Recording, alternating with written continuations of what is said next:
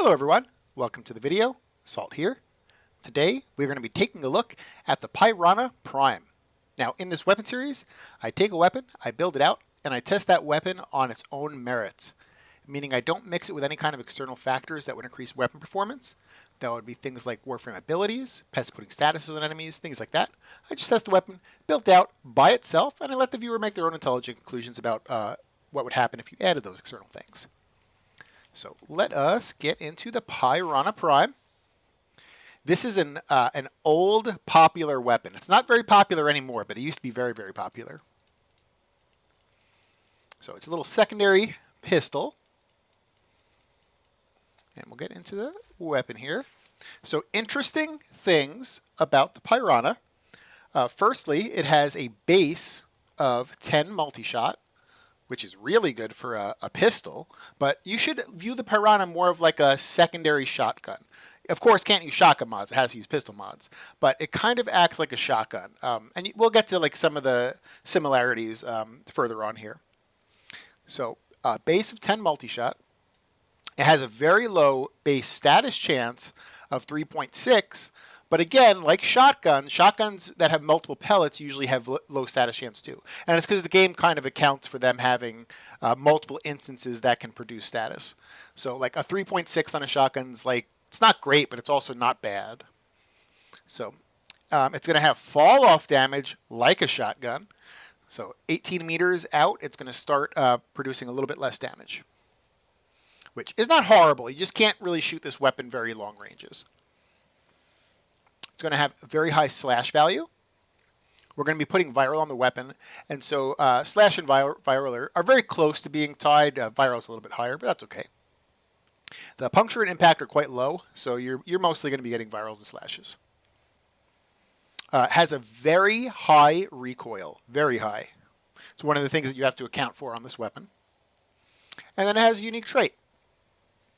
And if you get 3 kills in 2 seconds, it spawns a second little like spectral Pyrana that boosts your fire rate by 40%, and it doubles your magazine size. And it doubles modded magazine size as well. So if you mod your magazine size to have, 20 rounds instead of 12, when it doubles, you're going to get 40. So that is the Pyrana Prime. We're going to get into the mods here next. Going to be Galvanized Diffusion for multi-shot. Galvanized Crosshairs for crit chance. Galvanized Shot for status chance and direct damage per status type affecting the target. Lethal Torrent for fire rate and multi-shot. Creeping Bullseye for crit chance. Prime Target Cracker for crit damage. I'm going to go over Creeping Bullseye a little bit here, and I want to show the other mod. Prime Pistol Gambit. So Creeping Bullseye is 200% crit chance. Prime Pistol Gambit is 187. So Prime Pistol Gambit's lower, but you also get a little bit lower fire rate with Creeping Bullseye. So if you want to shoot faster, you can use Prime Pistol Gambit. But I actually like Creeping Bullseye on this weapon because it has really bad recoil, and having a little bit less fire rate kind of helps me with it. I mean, granted, we're adding some here with Lethal Torrent as well. But like, I'm not really too butthurt about losing 20 fire rate because it helps a little bit with the recoil as well. So that's why I use Creeping Bullseye, plus you get a little bit larger of a critical chance boost. But if you didn't really care about the recoil and you just wanted to shoot a little bit faster, you could also use Prime Pistol Gambit. All right, we went over that. We went over the crit damage one. Now we're going to have Frostbite and Pistol Pestilence are going to be our viral mods. So the 60-60 Colt, 60-60 Toxin to make viral. If you're playing Whispers content, remember to use Corrosive instead of viral. So for Whispers content, keep the Toxin on and switch the Frostbite into the Electric 60-60. And that'll make Corrosive. Okay, now we get into the Exilus slot. And the Exilus slot is usually a slot that a lot of weapons don't really have great options because there's kind of crappy Exilus mods. This weapon is not one of them. This weapon, there's a big choice between Steady Hands and Lethal Momentum. So Lethal Momentum, or I should say any form of projectile speed. There's other mods that increase projectile speed. But projectile speed, which you get from Lethal Momentum, is going to increase your fall-off range. So it's going to let you shoot further out before your weapon does less damage. I feel like 18 meters is kind of enough. Like, I don't think you need more than that, but lethal momentum would increase your fall off range for your damage. We were saying before that this weapon has really bad recoil, and that's what steady hands is super useful for. So steady hands and lethal momentum are both really good. Of course, you can't have both of them. You have to pick one. I think the recoil is more detrimental than the fall off range. Like, I think 18 meter fall off range is good enough. Like, you're usually not going to be sniping with the Pyrana anyway. So I'm going to go with steady hands here. In the arcane slot, there are two options. So with steady hands, you do not completely eliminate your recoil. With steady hands, you still have a little bit of recoil. And it's just because this weapon has so much recoil. So it has so much recoil that steady hands doesn't completely eliminate it. If you wanted to completely eliminate your recoil, you could use secondary deadhead. The difference between secondary deadhead and merciless is minor. So secondary merciless has 360 flat and plus 30 reload speed. Secondary deadhead has 360 flat and minus 50% recoil. It also has a little bit of a headshot multiplier thing too, but we'll just talk about the recoil. So one's going to give you less recoil, one's going to give you more less reload speed or more reload speed. I like secondary merciless a little bit better than deadhead on this weapon specifically because you reload a lot. It shoots fairly quick. I guess it's not a super quick weapon, but it has a low magazine, so you dump the magazine pretty quickly. And so I like the extra reload speed on it. But secondary deadhead, there's merits for that too, where you just completely eliminate the recoil, and now it has no recoil. So that is a complete personal preference. Try them both out. Try secondary merciless out. Try secondary deadhead out. See which one you like, and pick which one you like there. I'm going to be going with merciless. So on this video, you're going to see it with a little bit of recoil. So as I'm doing the video, if you're like, oh, that's too much recoil for me, then just switch to secondary deadhead. Or if you're like, hey, I could live with that, then stick with secondary merciless and you get a little bit of reload speed out of it too. So that is how to build out the Pyrana Prime. Because I don't mix this with any kind of externals, I'm going to be doing this video on a Big Dumb on Naros with no Archon shards that increase weapon performance. No arcanes or mods on the Inaros that increase weapon performance. And with a pet with no sentinel weapon and no mods on the pet that increase weapon performance. Alrighty, let's get into it here. Yeah, this used to be a very popular weapon. I think like before the whole Incarnate thing, like before like a lot of the super powered weapons came out, the Pyrana was very popular. And it's still a very good weapon. It's just that it's like a lot of weapons, it's overshadowed with some of the really OP weapons now.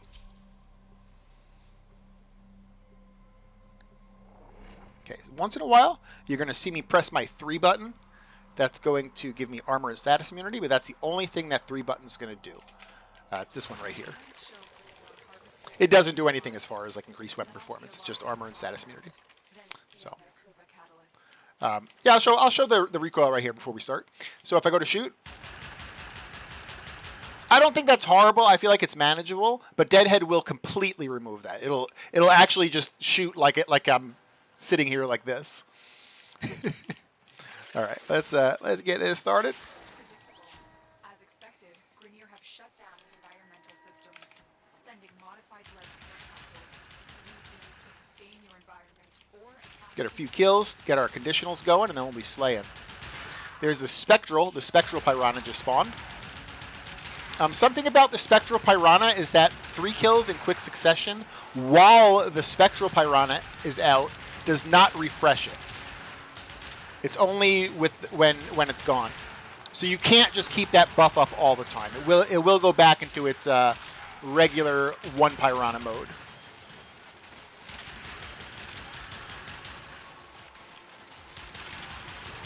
So this is going to be a yellow and orange crit build. You can get mostly orange crits if you're good at getting headshots. Or you'll get about 50-50 if you're not so good at getting headshots.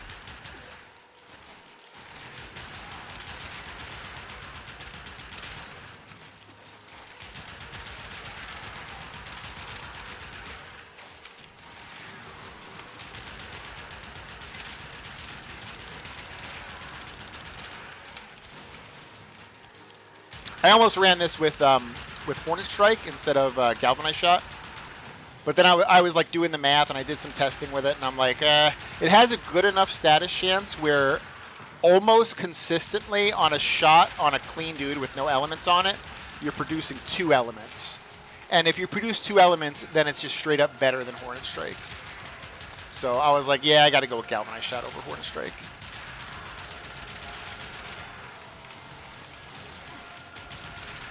And you get the status chance out of it too, so that makes the slash and viral procs a little bit more consistent. It's not a crazy status weapon, like the status is never going to be that good on it, but it's good enough. It's good enough where you get consistent virals and slashes. So we'll fight in this hallway for about 5 minutes. We'll switch to wherever the life support is at about the 5-minute mark.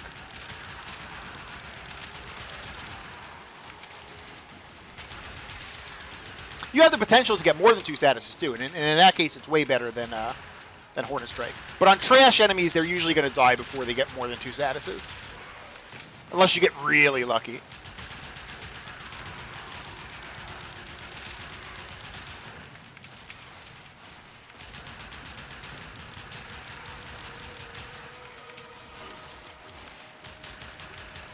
But like on Eximuses, they'll get multiple. This guy has only 2 on him, and I shot him a bunch of times. So the other 2 statuses, because they're very lowly weighted, you can't really like bank on getting on them. You can really only bank on getting slash and viral.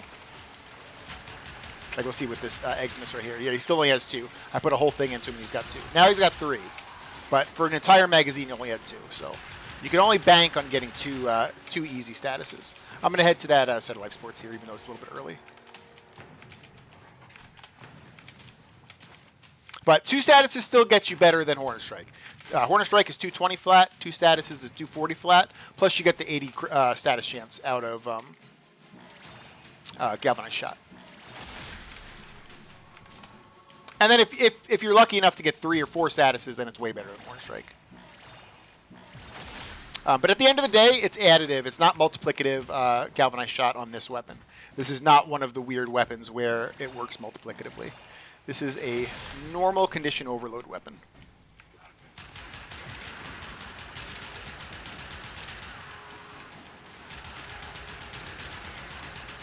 Ribbon stats for this weapon. So another interesting thing about this weapon is that it has a slightly above average crit damage stat. So crit damage would be a really good ribbon stat. Crit chance would be a really good ribbon stat. And multi-shot, of course. Multi-shot because it has a base of 10 multi-shot. So multi-shot is probably the most important. Crit damage is probably the second most important. And then crit chance is the third most. I think that's about it. So basic ribbon, God roll ribbon stats. Multi-shot, crit chance, crit damage. Value in crit damage more than crit chance. But if I remember correctly, this has a low disposition. So you might not get the highest of stats.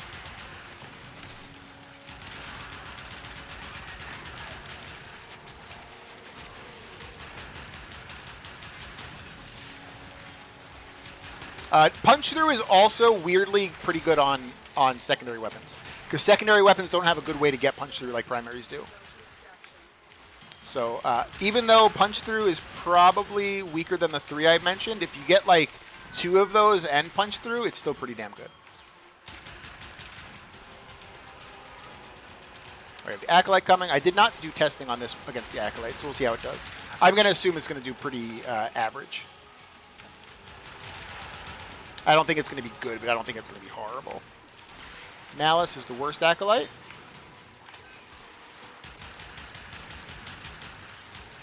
Is he going to put the mag bubble on me, or is he just going to sit there? There it is. I'm like, I didn't want to completely go into shooting him because I was like, I don't want to down myself.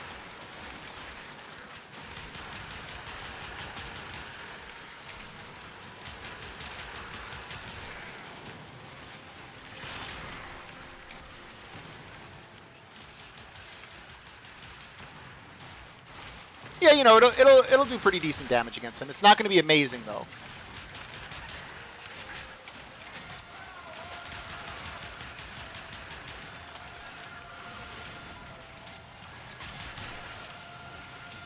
I want to take care of him, and then I kind of want to move locations because I'm getting a little bit surrounded here. Oh, I'm literally shooting in the mag bubble. There we go. He's gone. So not horrible against them. Not great, though, either.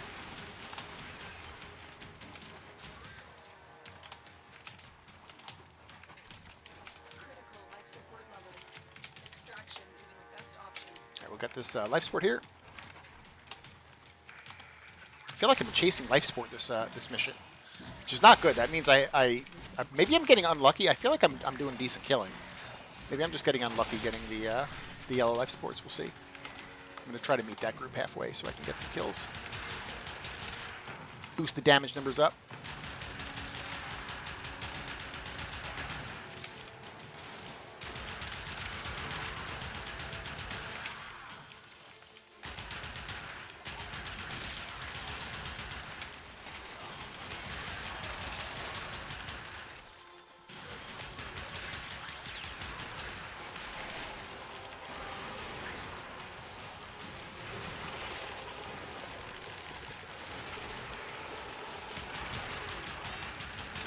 I keep forgetting while Inaros is doing that like little ability, he can actually aim and shoot. Weirdly, even though like you don't have the animation of doing anything. I don't know if that's a bug or if that's intended, but I guess it's been like that for a while.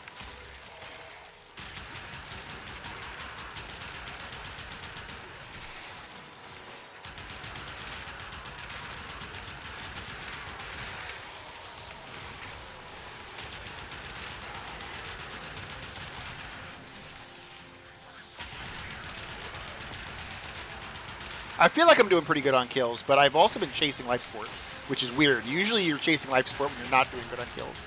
So maybe this just appears better than it's actually getting. We'll see at the end how many kills we're at.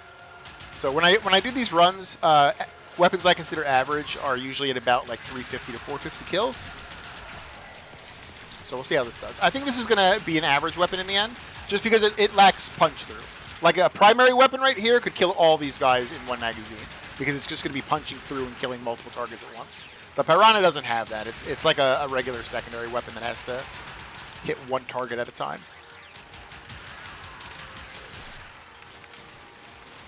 So I punch through is a little bit more valuable on ribbons for secondary weapons. Oh my goodness. I need more. More air. This might be enough to finish the last minute out, because we only have 50 seconds left, so we can try to boost our kill numbers up on here.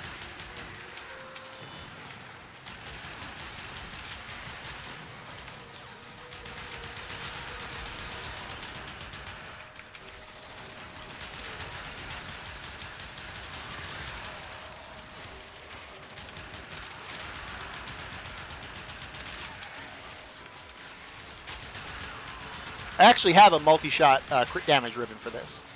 It's not on, of course. I don't do my reviews with ribbons, but I have a multi-shot crit damage ribbon. It doesn't have a negative though, so it's not like perfect. If it was multi-shot crit damage and a negative, that would be really, really good. Like a negative you could live with, you know, maybe like negative zoom or something. So 380 kills. That's right in the average mark. Right in the average mark. So let's head to extraction here. So it was a pretty decent trash killer. Surprisingly better than I thought it was going to be on the Acolyte, actually. It wasn't great. Like, it's never going to... Most weapons aren't going to kill as quickly as a melee weapon against Acolytes. So, like, it's not going to beat a melee weapon. But it's surprisingly better against the Acolyte than I thought. And against Eximuses, it was slightly worse than I thought it was. Eximuses, like, took, like, almost 2 full magazines, most of them, to kill. Even with it producing a lot of slash procs. And I think it's just because the slash procs are small. Okay, let's do the next run on Lewis Circulus, and that'll give us a good view on this weapon here. So Lewis Circulus, bam. Enemies are a little bit higher level. They're 180 to 200. They're mixed enemies, so they're not just all Grineer. And it forces me to fight Thraxes, which are kind of like super Eximuses. So I was actually planning to do the Hate today, the melee weapon, the Hate. Someone had suggested it. And I still plan to do it. I think I'm going to do it tomorrow. I just need to farm the Pathos clamps for it. I need to farm the Pathos clamps because I actually don't have the Incarnate version. I have the adapter. I just need to actually put it on the hate. So I need to farm the Pathos clamps, put that on the hate, and then I need to go through the whole like evolution thing. Oh my goodness. Haven't even started this mission yet, and they're just stealing my weapon over and over. You can't don't judge the weapon here. These guys they start you with these two dudes on Lua before you even click the button to start. You have no conditionals up, so your weapon's usually garbage. Like every weapon's pretty garbage with no conditionals. And it's Drakmasters, which are like tankier trash enemies, so they're like little mini bosses. I hate those guys. All right. There we go. Okay, so once in a while you're going to see me press my 3. That's just going to give me armor and status immunity, and that is all I'm going to be pressing. If for any reason I need to use an ammo pad, I'll make sure I say so before I use it. That way you know maybe I've had an ammo issue. The Orican Neural Sentry is attempting to purge you from this place. Stand by for life support.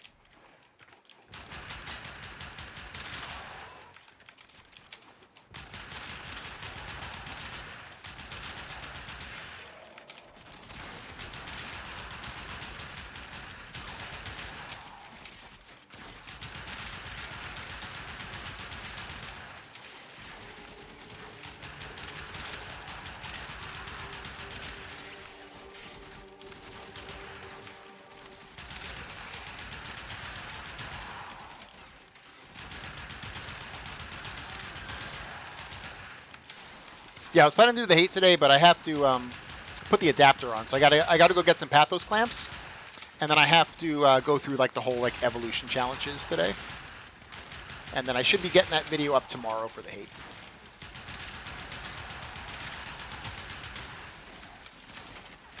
And there were some mistakes I made in the last in Melee and Karnan video I did. Nothing that would change the build drastically. There was one mod change. Instead of amalgam organ shatter, you would use regular organ shatter. And it was just because I was under the impression that Tennokai, the heavy attacks you're doing from Tennokai, heavy attack wind-up speed, would work. And it does not. Someone said in the comments, they were like, it doesn't work. It's like, oh my goodness, that's so stupid. Like, it's something I didn't test because I just assumed it's a heavy attack. Heavy attack wind-up speed's going to work. I guess it doesn't if it's from Tennokai. So, you know, Amalgam Organ Shatter is 85 crit damage, and regular Organ Shatter is 90. So, might as well use regular Organ Shatter and get 5% more crit damage. So, that does technically change the build, but it's not a large change. And what was the other thing? Oh, it was the some Melee Incarnates. I don't know if all of them do this, but I know a lot of them do. They leave behind clouds. Like some of them leave behind cold clouds or toxin clouds or different clouds. And same thing. I was under the impression that they were left after you did a heavy attack, and it's actually any kill. Any kill will leave the clouds behind. So those were like 2 bits of wrong information that I gave in the Melee Incarnate build. So I'll clear that up tomorrow too. The next time when I do that hate video, should be tomorrow. I'll make sure I mention those 2 mistakes. I think it was during the Dual Ichor video. I think the Dual Ichor video is the one I said those 2 wrong things in. Again, it doesn't like change up anything, like that piece of information really. It's just that it's more beneficial, right? It's like more beneficial that you can just kill things and you're going to spawn those clouds. You don't actually have to heavy attack. That I don't know why I got wrong. I must have just read something wrong and I just went with it.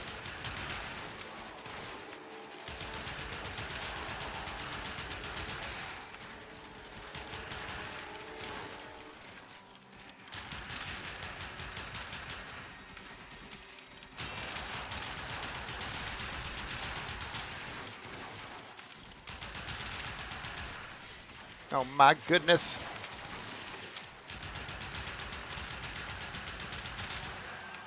Oh, and the opportunity. The other thing was the opportunity. The Tennokai mod that is like a 50% opportunity chance. I had thought that gave you more time to click the middle button, but it actually makes it trigger more often, which is better than I had thought.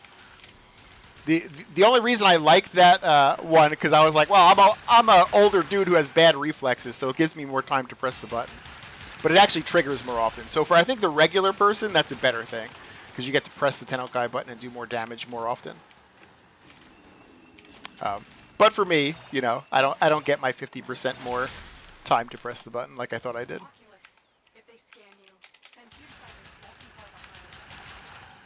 Now we got Violence here. Violence is easy. He's just the Banshee. He's the Banshee Acolyte. He shuts off your abilities. To some Warframes, he's horrible. To Titania, he's like the worst. But for a lot of Warframes, he's no issue.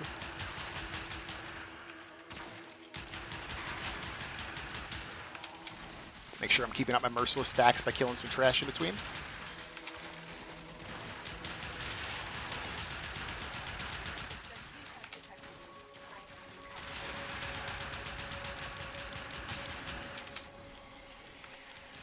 Gonna have Thraxus coming pretty soon. I think I'm gonna try to hit one large life support before we do the fight with them, just to make sure I'm topped off. All right, I've probably lost a bit of merciless stacks too. Let me try to get some trash real quick while they're in their ethereal form, or corporeal, corporeal, ethereal. I don't know what the word is. They're in their little ghost form where you can't shoot them sometimes. Oh, not horrible. The slash is working for me there. Oh. Thought he was dead. I went back to my Warframe for a second there. All right, let me get some Merciless going. Bam, got a couple stacks of that. Should be good. Blast him a few times there. So the Tennokai mod I use for melee builds, I think, is still the best one, right? Crit damage, and now you have more chance to actually press that button. I think for most people that's even better. So it's still the best one. It's just that it didn't work. It didn't work as I assumed it worked. I had read it wrong. I need to run to this. Oh God, Salt! Did you screw up here? 6%. Woo! All right. That was close.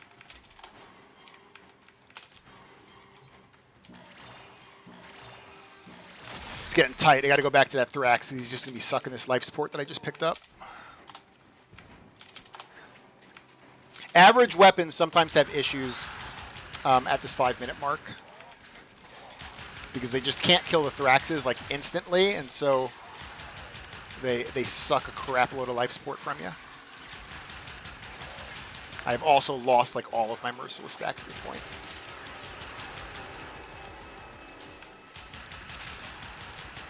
Give me some merciless stacks.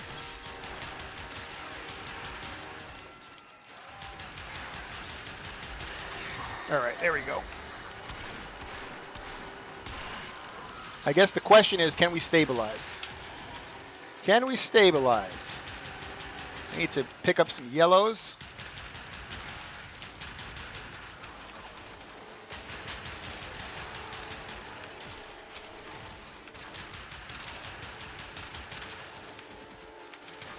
Nope, does not look like we're going to be able to stabilize here.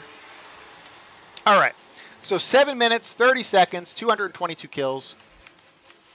That's not great. I guess you could probably assume that if we did another 2.5 minutes, we might have gotten another 100 kills, which would put us at like 322, almost in the average mark. So I think this weapon's just an average weapon. It's an average weapon now. It used to be a really powerful like OG weapon. It's just that there's so many weapons nowadays that are just way, way more powerful. Still a really good weapon though. Still a weapon worth building out. It'll carry you through Steel Path. If you need to do some Steel Path star chart or whatnot, it'll carry you through that. I think it's still worth building.